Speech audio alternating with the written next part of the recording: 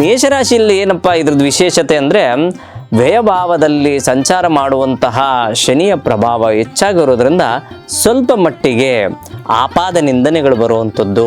ಈಗಿನ್ನ sade sati ಮುಗ್ದಿಲ್ಲ.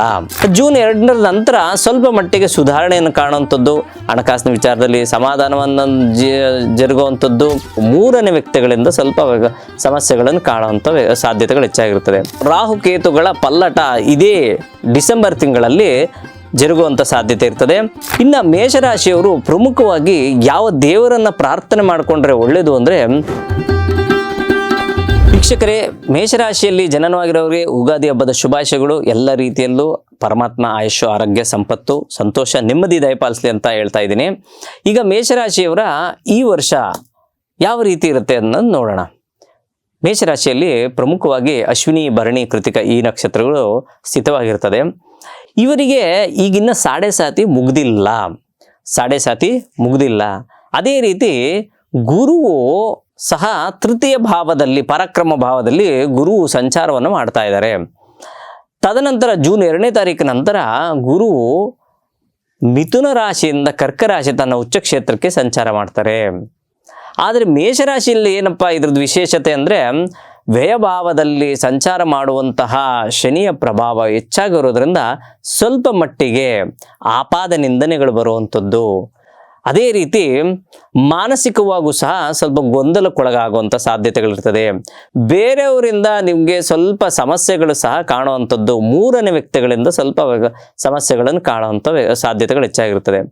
June 2ರ ನಂತರ ಸ್ವಲ್ಪ ಮಟ್ಟಿಗೆ ಸುಧಾರಣೆಯನ್ನು ಕಾಣುವಂಥದ್ದು, ಹಣಕಾಸಿನ ವಿಚಾರದಲ್ಲಿ ಸಮಾಧಾನವನ್ನು ಜರುಗುವಂಥದ್ದು, ಲಾಭ ಭಾವದಲ್ಲಿ ಸ್ಥಿತವಾದಂತಹ ರಾಹು ಅನಿರೀಕ್ಷಿತವಾಗಿ ನಿಮಗೆ ಲಾಭವನ್ನು ಸಹ ಕೊಡುವಂಥ ಸಾಧ್ಯತೆಗಳು ಕೆಲ ದಿನಗಳ ನಂತರ ಖಂಡಿತ ಕಾಣಬಹುದು.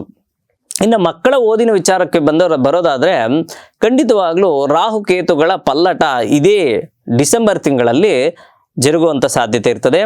ಆ ರಾಹುಕೇತುವಿನ ಪಲ್ಲಟ ಆಗಿದ ತಕ್ಷಣ ಓದುವಂಥ ಮಕ್ಕಳಲ್ಲಿ ಉತ್ತೇಜನ ಹೆಚ್ಚಾಗುವಂಥದ್ದು, ಜ್ಞಾನಾರ್ಜನೆ ಬೆಳೆಯುವಂಥದ್ದು, ಉತ್ತರೋತ್ತರ ಅಭಿವೃದ್ಧಿ ಸಹ ಕಾಣುವಂಥ ಸಾಧ್ಯತೆ ಹೆಚ್ಚಾಗಿರ್ತದೆ.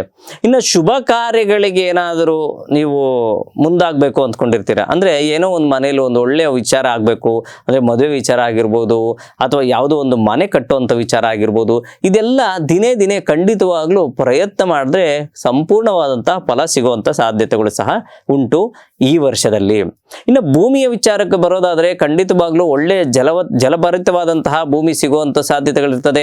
ಅಲ್ಲೇನಾದರೂ ಬೋರ್ ಹಾಕ್ಸುವಂಥ ಸಾಧ್ಯತೆಗಳಿದ್ರೆ ಖಂಡಿತವಾಗ್ಲೂ ಜೂನ್ 2ನೇ ತಾರೀಕು ನಂತರ ನೀವು ಬೋರ್ ಕೊಡಿಸುವಂಥ ಪ್ರಯತ್ನ ಮಾಡಿದ್ರು ಸಹ ಒಳ್ಳೆಯದಾಗುತ್ತೆ. ಇನ್ನು ಯಾರೆಲ್ಲ ಸರ್ಕಾರಿ ವೃತ್ತಿಯಲ್ಲಿ, ಅದರಲ್ಲೂ ಪ್ರಮುಖವಾಗಿ KEB ಆಗಿರ್ಬೋದು, ಅಥವಾ ಇಂಜಿನಿಯರ್ಗಳಾಗಿರ್ಬೋದು, ಅಥವಾ ಪೊಲೀಸ್ ಡಿಪಾರ್ಟ್ಮೆಂಟಲ್ಲಿ ಇರೋರು ಅಂತ ಇರ್ಬೋದು, ಅಥವಾ ನ್ಯಾಯಾಧೀಶರಲ್ಲಾಗಿರ್ಬೋದು, ಇಂಥವ್ರಿಗೆಲ್ಲ ಸಂಪೂರ್ಣವಾದಂತಹ ಶುಭಫಲ 3 ತಿಂಗಳ ನಂತರ ಸಂಪೂರ್ಣವಾಗಿ ಗಳಿಸುವಂಥ ಸಾಧ್ಯತೆಗಳಿರ್ತದೆ. ಇನ್ನು ಮೇಷರಾಶಿಯವರು ಪ್ರಮುಖವಾಗಿ ಯಾವ ದೇವರನ್ನು ಪ್ರಾರ್ಥನೆ ಮಾಡಿಕೊಂಡ್ರೆ ಒಳ್ಳೆಯದು ಅಂದರೆ, ಸಾಕ್ಷಾತ್ ಸುಬ್ರಹ್ಮಣ್ಯನ ಸ್ಮರಣೆ ಮಾಡಿ, ಜೊತೆಗೆ ಹನುಮಂತನ ಸ್ಮರಣೆ ಮಾಡಿ. ಯಾಕಂದರೆ ಸಾಡೆ ಸಾತಿಯ ಪ್ರಭಾವದಿಂದ ಸ್ವಲ್ಪ ಮಟ್ಟಿಗೆ ನಿಮಗೆ ಆರೋಗ್ಯದಲ್ಲಾಗಿರ್ಬೋದು, ಸ್ವಲ್ಪ ಬೇರೆಯವರಿಂದ ಸಮಸ್ಯೆಗಳನ್ನು ಕಾಣುವಂಥ ಸಾಧ್ಯತೆ ಇರ್ತದೆ. ಅದೇ ರೀತಿ ಪರಸ್ಥಳ ವಾಸವನ್ನು ಸಹ ಸೂಚಿಸ್ತದೆ. ಪರಸ್ಥಳ ವಾಸ ಅಂದರೆ ನೋಡಿ, ಅಬ್ರಾಡಲ್ಲಿ ಓದೋಕೆ ಹೋಗಿರ್ಬೋದು, ಅಬ್ರಾಡಲ್ಲಿ ಟ್ರಾನ್ಸ್ಫರ್ ಆಗಿರ್ಬೋದು, ಈ ರೀತಿ ಆಗುವಂಥ ಸಹ ಅದು ಪರಸ್ಥಳ ವಾಸ ಸಹ ಸೂಚಿಸುವಂಥದ್ದು. ಆ ಕಾರಣದಿಂದ ಹನುಮಂತನ ಸ್ಮರಣೆ ಮಾಡಿ, ತುಂಬ ಒಳ್ಳೆಯದಾಗುತ್ತೆ. ಜೊತೆಗೆ ಸುಬ್ರಹ್ಮಣ್ಯನ ಸ್ಮರಣೆ ಮಾಡ್ತಾ ಬಂದರೆ ಖಂಡಿತ ನಿಮ್ಮ ಎಲ್ಲ ಕಾಮನೆಗಳು ಶುಭವಾಗಿ ಮುಂದಕ್ಕೆ ಸಾಗುವಂಥ ಸಾಧ್ಯತೆಗಳು ಹೆಚ್ಚಾಗಿರ್ತದೆ. ಎಲ್ಲರಿಗೂ ಶುಭವಾಗಲಿ, ಎಲ್ಲರಿಗೂ ಮಂಗಳವಾಗಲಿ.